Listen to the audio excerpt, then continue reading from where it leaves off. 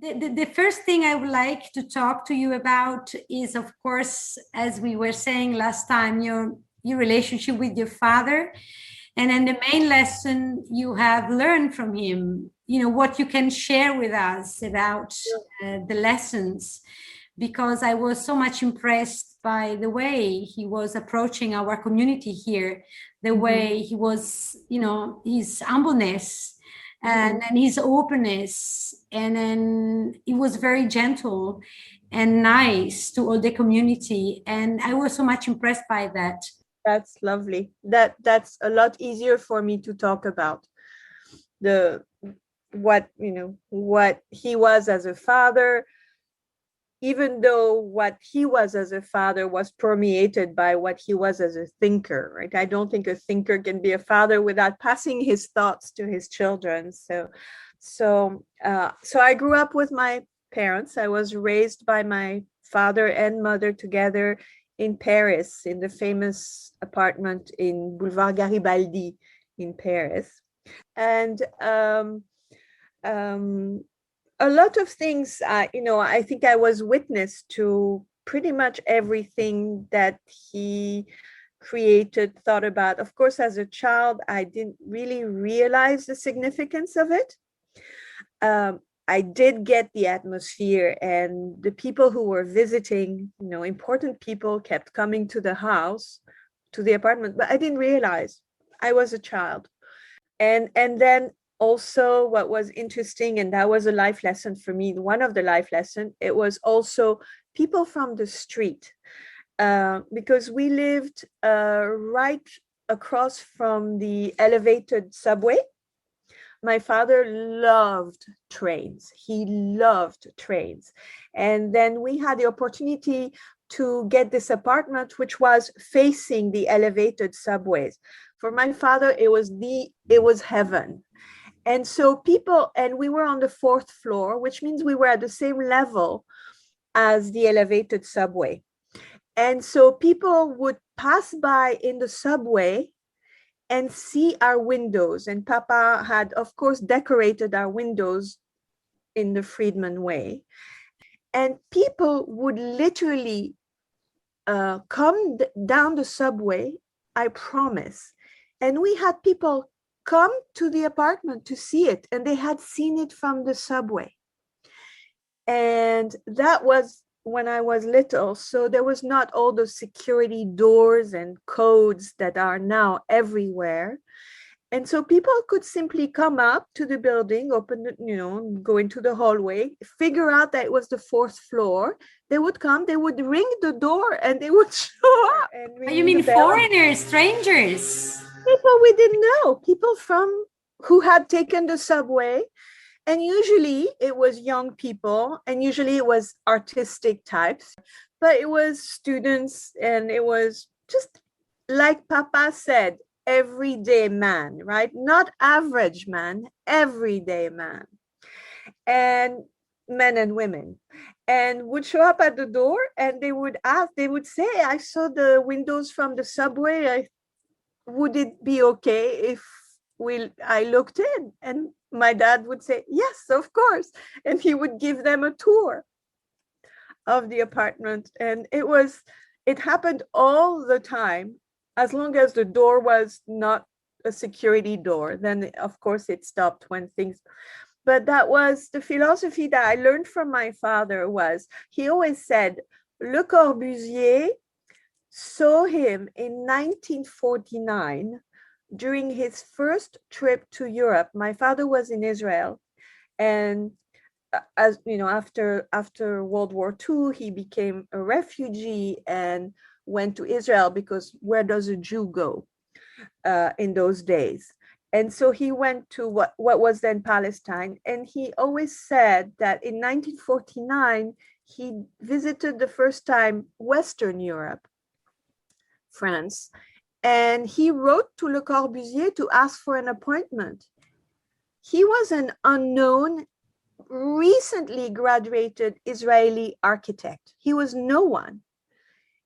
And Le Corbusier saw him. And he said, if Le Corbusier could see me, I can see everyone. Amazing. And that was his motto for the rest of his life until here in Los Angeles, when he was staying with me. He was seeing everyone. I mean, we had everyone come to my house, to the family house, always. Everybody had the exact same value as far as Papa was concerned. And I think that was a very good lesson for me also, because it brought him satisfaction to know that people from varied fields were interested in talking with him. It also kept him in contact with the young. My dad has an amazing, I think, connection with young people. Yeah, I understand.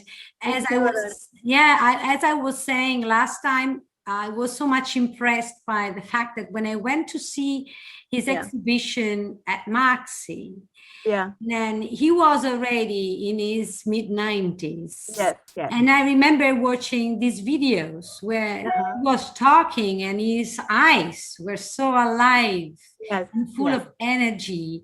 And they were looking like eyes of a child, full of hope. And excitement. Exactly. And bubbling. It was constantly bubbling in there. Exactly. That's what I was looking at, and I was so much impressed by that. He was always amused and by the world. Always and open and excited. Children, with everyone, with absolutely everyone. He never thought of himself as a 95-year-old. He always, he was ageless.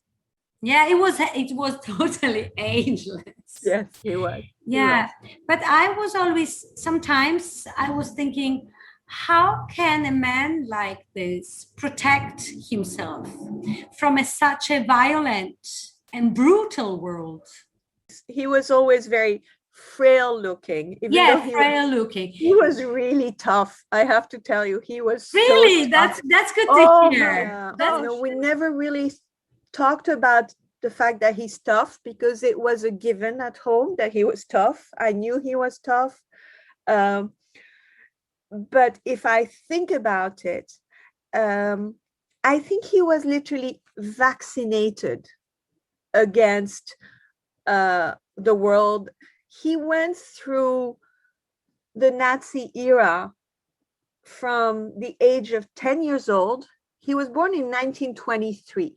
In 1933, the anti-Jew legislation passed.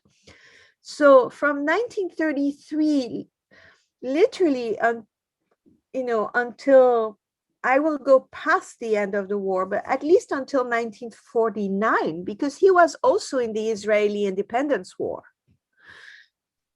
So if you think about it, for 16 years, he was in a state of chaos, intolerance, violence, mass murder, fear, bombs.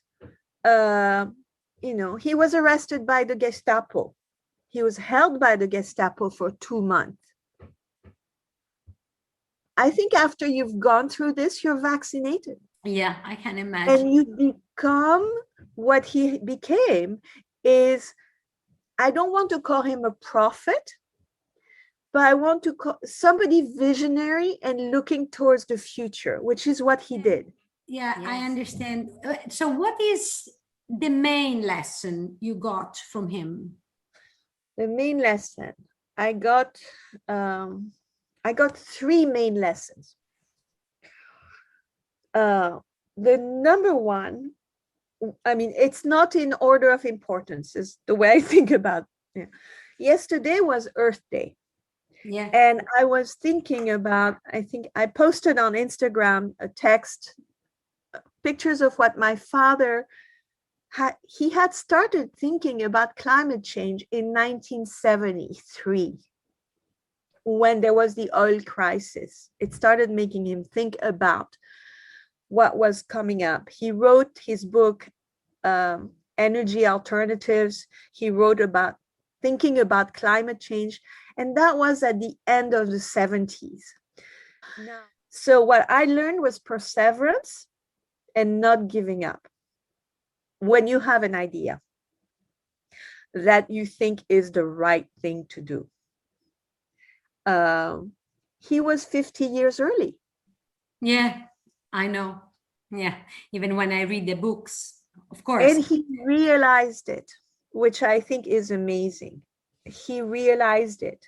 He knew, he didn't give up. He didn't say, no.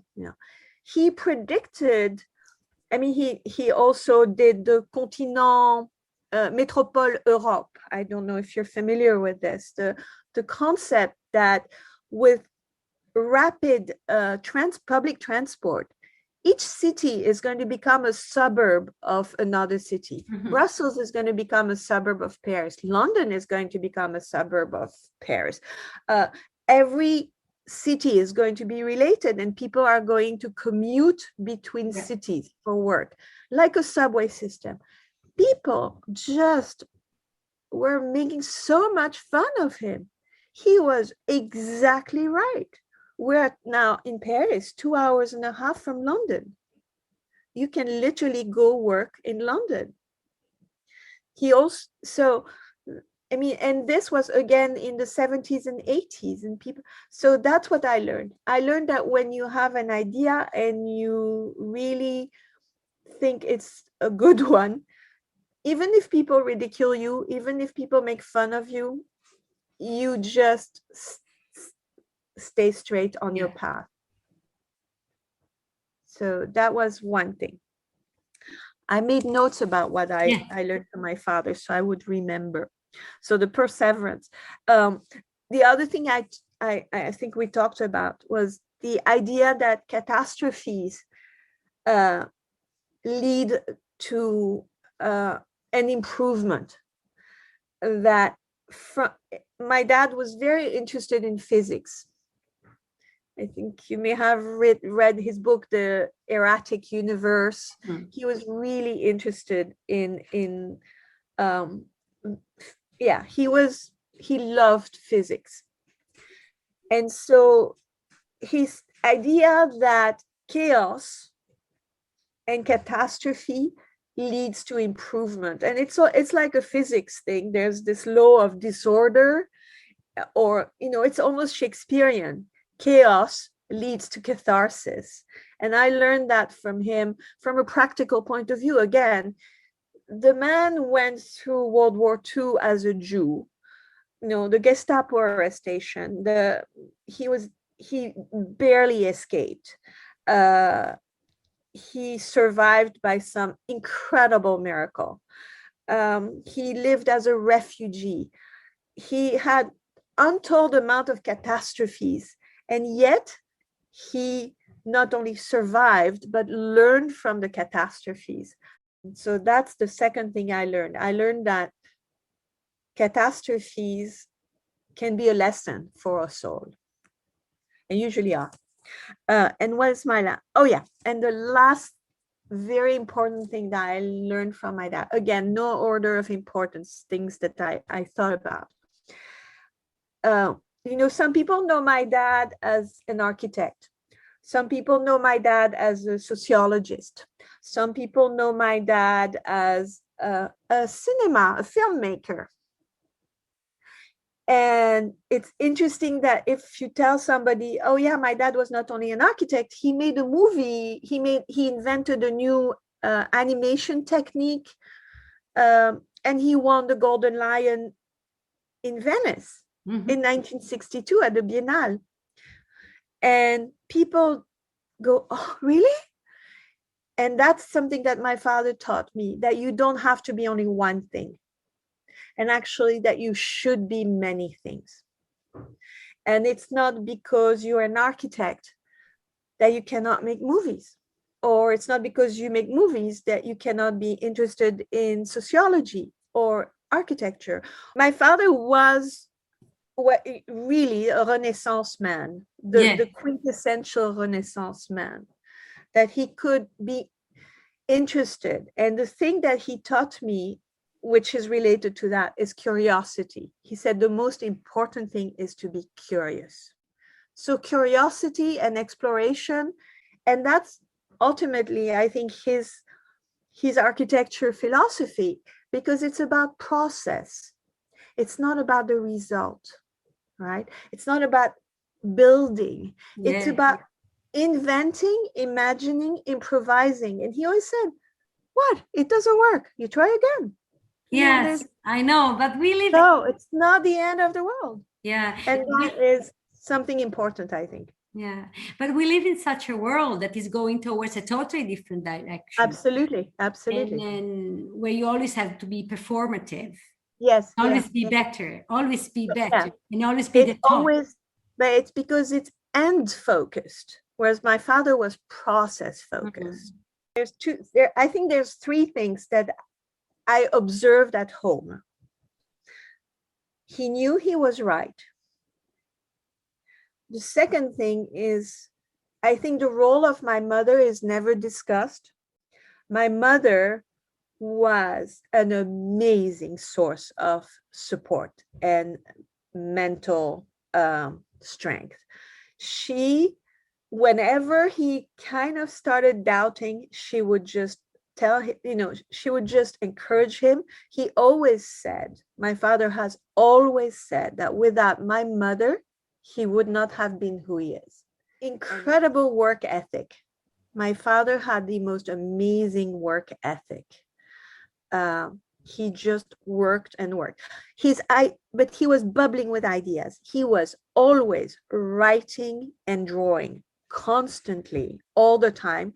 And it was not doodles, it was thoughts. He kept recording his thoughts, taking in consideration the world around us. He came up with his observation that, just last year or just the year before he died, of the world is changing so completely radically that architecture without building is warranted now. We don't need to build cities anymore. You may have heard him talk about it, about cities were meant for the Middle Ages to protect each other. Now we have the internet. We don't need extensive freeway systems, extensive, packaging of buildings. We can spread out. There's deliveries, there's the internet, the communications are, look, you're in Italy, I'm in Los Angeles. So he completely saw that. His ability to see what was coming, and he knew he was right. I wouldn't call it narcissism, because he was not. No, he was not. But it's something, something deep that he knew. He knew, which is why I say it's not prophet. But he knew. He could see what was coming. So his work ethic of constantly working and writing what he thought. Maybe self-confidence, because he realized that he was valuable. And I think that's where we go back to my mother. That she made him feel that what he said had a value, had an importance. His willpower. The will, I've never seen an instinct to survive like this. I've never seen anything like this, which is why I'm saying he was so tough. Okay. So there was the self-confidence brought in by my mother, by knowing he was right. His willpower of just concentrating and compartmentalizing and just ignoring it. And the number three main thing, we laughed. We laughed so much. And I'm happy that he lived that long. That he witnessed people coming to him and saying, oh my gosh, you were right. And being given the value and the recognition he deserved. He was born 5 years after the end of First World War. Yes, exactly. In Hungary, Austria, just after the end of the empire. See, how was he what was his idea and consideration of how the world has changed in the course of all these years? He talked about it kind of in amazement. Not amazement at the changes, because he actually had, if you read some of his books, he predicts the internet, right? And he predicts the high-speed system. So he was not surprised because he had seen it coming. But he did say, can you imagine that when I was born, Franz Joseph had just been dethroned? And we talk about childhood memories, and his childhood memories is going in his grandfather's carriage. And he, talking about what was fun for him when he was a little boy, so that means 1929, 1930, was sitting in the carriage in the barn. So the carriage was like having a car, right, in those days, and imagining that he was traveling the world. And when he was little, when they asked him, what do you want to be? He would say, a foreigner, a stranger. Wow. A traveler. Isn't it interesting? Yeah. So I think he looked at it not in amazement, in the sense of, oh my gosh, because he predicted it, but he looked at it in, that's amazing, look what I've seen. He flew in airplanes in 1949. That was fairly early in passenger airplanes. Yeah, and very costly compared to now. Yes, exactly. It was really something very big to go. He went to France by airplane from Israel. When he was a practicing architect in Israel, he made a very good living. And so he was probably the only time in his life he made a very good living when he was a practicing architect. So strange to hear this. So strange, because of course when you think about your father, you of course he's a very successful man. Yeah. So it's strange to hear this, he was a very successful man, but he was not a financially successful man. Because, there was no first, he was not interested in monetizing his work, his ideas, or it was not about making money. It would have been nice to make a nice living, but you can't have it. And that's where my mother's support was essential, is that she allowed him to continue his research and study. Research and study in a way that was not subjected to any type of pressure. Authority or pressure. What else could I tell you? But I understand. Oh, I have a story to tell you. When I was little, my parents always took me everywhere with them. So we were always a 3-people unit. And so my father would be invited somewhere, and he would, get invited, either a business class ticket or a full price ticket. And my parents would transform that full price ticket into 3 charter tickets. So I went to India when I was 11 years old in 1972 with my parents, with that system of, he was invited in India with a full price ticket, and it transformed it into a charter. And I remember we went from Paris, Rome, Athens, Tehran, Delhi. That's to tell you the charter. It was just like of course, hopping. Yeah. And so, I don't know, somebody had commented that the fact that we traveled so much, made it in those days seem a very luxury lifestyle. Mm. And he said, no, no, no, we are prolétaires de luxe. There were two things that since we talked, I thought about that I find really relevant with my father, and that may be helpful for young people to hear and for everybody to hear. The first thing is, I think my father was really a man of the 60s, of the post-war era, when there was a wave of optimism, of hope, and of trust in humanity after the world wars and after what had happened. I think he really, like that generation, saw the world as full of possibilities and as, a chance for people to do better, to be better.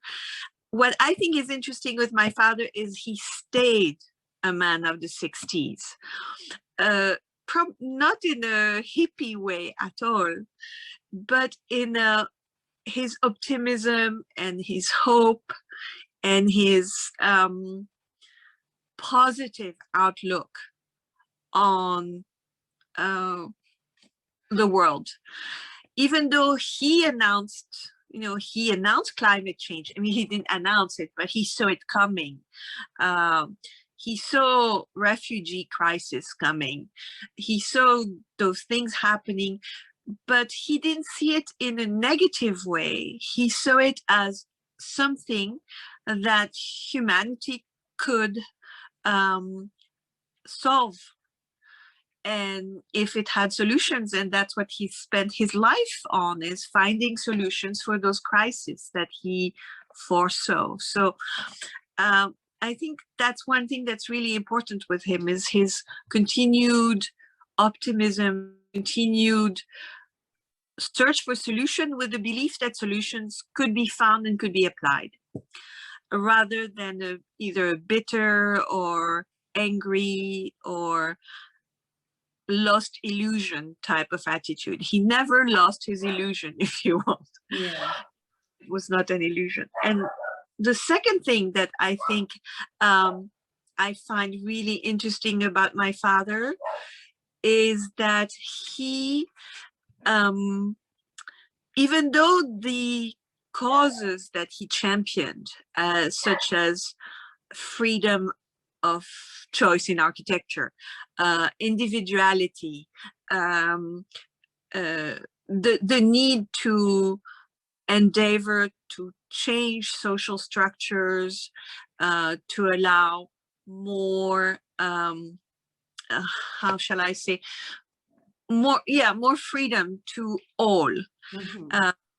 His fight for, not fight, but his search for education and to educate all about what was coming, such as climate change, such as refugees. All those causes can be seen as politically charged nowadays. What I think is amazing with my father is that he never made it a political fight. It was never about partisanship. It was about enlightening. It was about educating. It was about sharing ideas about what could be solved, but he never charged it politically. Mm-hmm. Obviously, we know what his convictions were politically, but he never, ever alluded to those, even though, I mean, you read his books and you read his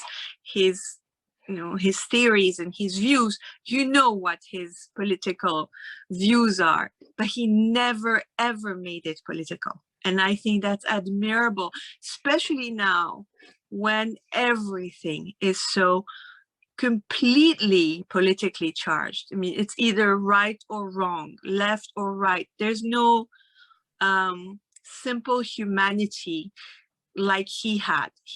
It was just a deep humanity without any political affiliations. And I think that's very admirable.